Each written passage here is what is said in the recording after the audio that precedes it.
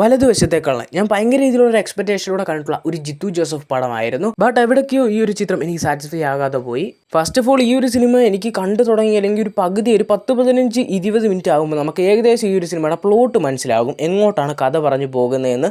അതിനിടയ്ക്ക് ഒരു ഇപ്പോൾ ഇൻ്റർവെല്ലൊക്കെ ആകുമ്പോഴും ഇവർ പഞ്ചെന്ന് ഉദ്ദേശിക്കുന്നുണ്ടെങ്കിൽ പോലും എനിക്ക് പേഴ്സണലി അങ്ങനെയൊന്നും ഭയങ്കര പഞ്ചായിട്ടൊന്നും തോന്നുന്നില്ല. നമുക്ക് എന്ന് പറഞ്ഞാൽ നമുക്കൊരു വൺ ലൈനിൽ പറഞ്ഞു തീർക്കാൻ പറ്റുന്ന കഥ തന്നെ ഒരു 2-2.25 മണിക്കൂറിലോട്ട് കൺവേർട്ട് ചെയ്തപ്പോൾ അതൊട്ടും എനിക്ക് വർക്കായില്ല. എന്ന് പറഞ്ഞ ഒരു ജിത്തു ജോസഫ് സിനിമയെന്ന് പറയുമ്പോൾ നമ്മൾ സാധാരണ ഇത് എക്സ്പെക്റ്റ് ചെയ്യുന്നതിലും കുറച്ചുകൂടെ ഹൈ ആയിട്ട് എക്സ്പെക്റ്റ് ചെയ്യും. ഇത് ട്വിസ്റ്റ് ഇല്ലെന്നല്ല, ട്വിസ്റ്റായിട്ട് എനിക്ക് ക്ലൈമാക്സ് തോന്നിയിട്ടുണ്ടായിരുന്നു. ഒരു ക്ലൈമാക്സ് ട്വിസ്റ്റ് കൊണ്ട് മാത്രം നമുക്കൊരു സിനിമയെ ഒരിക്കലും ജഡ്ജ് ചെയ്യാൻ പറ്റില്ല. കാരണം തുടക്കം മുതൽ അവസാനം വരെ നമ്മളെ നല്ല രീതിയിൽ എൻഗേജിങ് ആയിട്ട് നിർത്തുന്ന സിനിമകളാണ് നമ്മളിപ്പോൾ കണ്ടുകൊണ്ടിരിക്കുന്നത്, നമുക്ക് ഇഷ്ടപ്പെടുന്നതും കൂടുതൽ. പക്ഷേ ജിത്തു ജോസഫ് സിനിമയ്ക്ക് അത് പറ്റത്തില്ലെന്ന് ഞാൻ ഒരിക്കലും പറയില്ല. മെമ്മറീസും ദൃശ്യം 2-ഉം ദൃശ്യം 1-ഉം ഒക്കെ എടുത്ത പുള്ളിക്ക് ഈ ഒരു സിനിമയൊക്കെ സുഖമായിട്ട് കൺസീവ് ചെയ്യാവുന്നതേ ഉള്ളൂ. എനിക്ക് ഈ ഒരു സിനിമയുടെ ടൈറ്റിലും അനൗൺസ്മെൻ്റ് ഒക്കെ വന്നപ്പോൾ ഭയങ്കര രീതിയിലുള്ളൊരു പ്രതീക്ഷയും കാര്യങ്ങളൊക്കെ തന്നെ ഉണ്ട്. കാരണം ഈ ഒരു സിനിമ ഹിറ്റാകും എന്നുള്ള പ്രതീക്ഷ ഉണ്ടായിരുന്നു.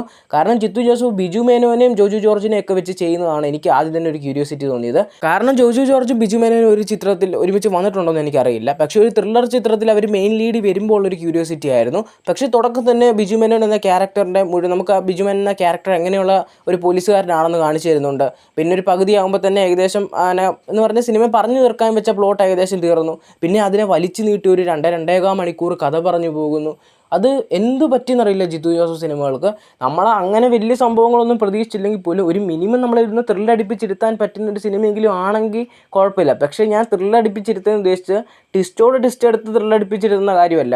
നമുക്ക് ഓരോരോ ഹിൻഡ് തന്ന് അങ്ങനെ നമ്മളെ ഒരു ഇൻ്റർവെൽ നല്ലൊരു പഞ്ച് കൊണ്ടുപോയി ക്ലൈമാക്സിലെല്ലാം ഇപ്പോൾ ലോക്കെല്ലാം കൂടെ അഴിക്കുന്ന രീതി കാണിച്ചാൽ പോലും അതൊരു നല്ല സിനിമയാകും. നമ്മൾ ഈ ഒരു ചിത്രത്തിൽ ഹുക്ക് ചെയ്യുന്ന ഒരു പാർട്ട് ഇല്ലെന്നാണ് എനിക്ക് തോന്നിയിട്ടുള്ളത്. അല്ലാതെ ഈ ഒരു സിനിമയ്ക്ക് അതിനെ കൊണ്ട് പറ്റത്തില്ല. മേക്കിംഗ് സ്റ്റൈൽ നന്നായിട്ടുണ്ട്, എല്ലാവരും ആക്ടിങ് നന്നായിട്ടുണ്ട്, എല്ലാവരും അവരുടേതായ രീതിയിൽ നല്ല രീതിയിൽ ചെയ്തു വെച്ചിട്ടുണ്ട്.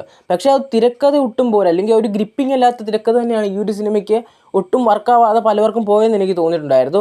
നല്ലൊരു സിനിമയായിട്ട് എടുത്തിരുന്നെങ്കിൽ ഭയങ്കര ഒരു ഹിറ്റ് ആവേണ്ടതാണ്.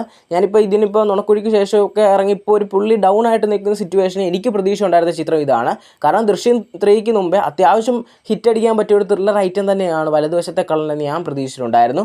പക്ഷേ ആ സിനിമ തന്നെ തിയേറ്ററിൽ ഇപ്പോൾ പരാജയപ്പെടുകയും ചെയ്തു. ഇനി ദൃശ്യം 3ക്കുള്ള പ്രതീക്ഷ എന്ന് പറഞ്ഞാൽ പുള്ളിയുടെയും നമ്മൾ വലിയ സംഭവമായിട്ടൊന്നും പ്രതീക്ഷിക്കുന്നില്ല. ബട്ട് നമുക്കൊരു മിനിമം നമ്മളെ ഒന്ന് എൻഗേജിങ് ആയിട്ടിരുത്തുന്ന ഒരു ത്രില്ലർ സിനിമ എന്ന് പുള്ളിയുടെ എന്തായാലും എക്സ്പെക്റ്റ് ചെയ്യാതിരിക്കാൻ പറ്റത്തില്ല. കാരണം ആ ലെവലുള്ള സിനിമകളെടുത്ത പുള്ളിക്ക് നമ്മളെ ഒന്ന് എൻഗേജ് ചെയ്തിരുത്താനെങ്കിലും പറ്റും. കാരണം ജിത്തു ജോസഫിനെ കൊണ്ട് ഇതൊന്നും അല്ല, ഇതിന് ഇരട്ടി നല്ലൊരു എന്ന് പറഞ്ഞാൽ ഹൈ വോൾട്ടേജ് സിനിമ എടുക്കാൻ പറ്റുന്ന ഒരു പുള്ളിയാണ്. പക്ഷേ പുള്ളി എന്തുകൊണ്ടാണ് ഈ രീതിയിലുള്ള സ്ക്രിപ്റ്റ് ചൂസ് ചെയ്ത് ഡയറക്റ്റ് ചെയ്യുന്നതെന്നാണ് മനസ്സിലാവാത്തത്. ഒരു ജിത്തു ജോസഫ് സിനിമയെന്ന് നമ്മൾ മിനിമം എക്സ്പെക്റ്റ് ചെയ്യുന്നത്, ഞാൻ എക്സ്പെക്റ്റ് ചെയ്ത ഒരു കാര്യം തന്നെ പറയാം, നല്ലൊരു സ്റ്റാർട്ട്, അതിൻ്റെ ഇടയ്ക്ക് ഒരു ഇൻസിഡൻറ്റ് ഉണ്ടായി, അതിൻ്റെ പിന്നാലെ പോകുന്ന ആൾക്കാരും, അതിൻ്റെ ഇടയ്ക്ക് ഒരു ഭയങ്കര നമ്മളെ ഒന്ന് ഭയങ്കര ഞെട്ടിപ്പിച്ചില്ലെങ്കിലും അത്യാവശ്യം നല്ലൊരു ഞെട്ടിപ്പിക്കുന്ന രീതിയിലുള്ള ഒരു ഇൻ്റർവെൽ ട്വിസ്റ്റും, അത് കഴിഞ്ഞിട്ട് പടം നല്ല രീതിയിൽ തന്നെ ഒരു എൻ്റർടൈൻമെൻ്റ് ആയിട്ട് അല്ലെങ്കിൽ നമ്മളെ ഒന്ന് ത്രില്ലടിപ്പിച്ച് സെക്കൻഡ് ഹാഫിൽ കൊണ്ടുപോയിട്ട് ക്ലൈമാക്സ് നല്ലൊരു ട്വിസ്റ്റോടെ നിർത്തുന്നു.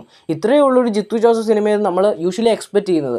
അതിൻ്റെ പകുതിയുടെ പകുതി പോലും ഇല്ലാതെ ഒരു ട്വിസ്റ്റ് എന്ന രീതിയിൽ ലാസ്റ്റ് കാണിക്കുന്നുണ്ട്. അത് അത്യാവശ്യം വർക്കായി. പക്ഷേ അതുവരെ ഈ ഒരു സിനിമ കണ്ടുകൊണ്ടിരിക്കാൻ ഒരു 2 മണിക്കൂർ ഈ ഒരു സിനിമ ഒരു 15 മിനിറ്റത്തേക്കിന് ഒരു ട്വിസ്റ്റ് കാണാൻ വേണ്ടി ഒരു 2 മണിക്കൂർ നമ്മളിരുന്ന് കാണണമെന്ന് പറഞ്ഞാൽ അത് ഭയങ്കര ബുദ്ധിമുട്ടായിട്ട് എനിക്ക് തോന്നി. പല സ്ഥലത്തും നല്ല രീതിയിൽ തന്നെ ലാഗ് അടിക്കുന്നുണ്ട്. ഇവർ വലിച്ചു നീട്ടി എങ്ങനെയെങ്കിലും ഈ ഒരു സിനിമയെ കൊണ്ടുപോകണമെന്ന് തീരുമാനിച്ച പോലെ ഉള്ളൂ. അല്ല നമുക്കിപ്പോൾ നായകൻ്റെ ഭാഗത്തോ വില്ലൻ്റെ ഭാഗത്തോ നിൽക്കണോ വേണ്ടേ ആ രീതിയിലൊക്കെ ഈ ഒരു പല ഘട്ടങ്ങളിൽ ഈ ഒരു സിനിമയുടെ കഥ പറഞ്ഞു പോകുന്നുണ്ട്. പിന്നെ വില്ലൻ്റെ സൈഡിൽ നിന്ന് കഥ പറയുന്നു, വില്ലൻ പിന്നെ നല്ലവനാണെന്ന് പറയുന്നു.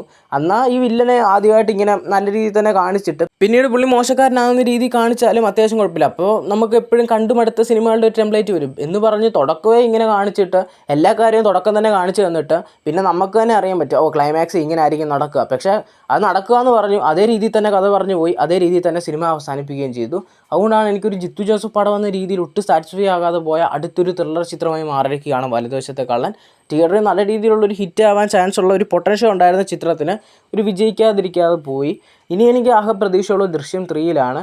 ഇപ്പോൾ മിഥുൻ മാനുവൽ തോമസിൻ്റെ കാര്യമാണ് എനിക്കപ്പോൾ ഓർമ്മ വന്നത്. പുള്ളി ആട് 3ക്ക് മുമ്പേ ചെയ്ത സിനിമകളുടെ ഒരു ഗ്രാഫ് നമ്മൾ കണ്ടതാണ്.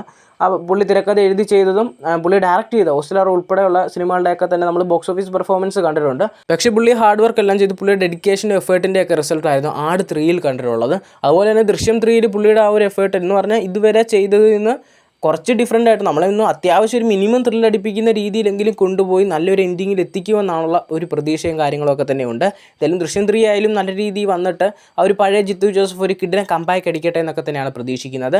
എന്തായാലും ഈ ഒരു വലതുവശത്തെ കളൻ എന്ന ചിത്രത്തെക്കുറിച്ചുള്ള എൻ്റെ പേഴ്സണായിട്ട് ഒപ്പീനിയനാണ് ഞാൻ ഈ ഒരു വീഡിയോ പറഞ്ഞിട്ടുള്ളത്. നിങ്ങളുടെ പേഴ്സണായിട്ട് അഭിപ്രായങ്ങൾ തീർച്ചയായും കമൻറ്റ് ചെയ്യുക.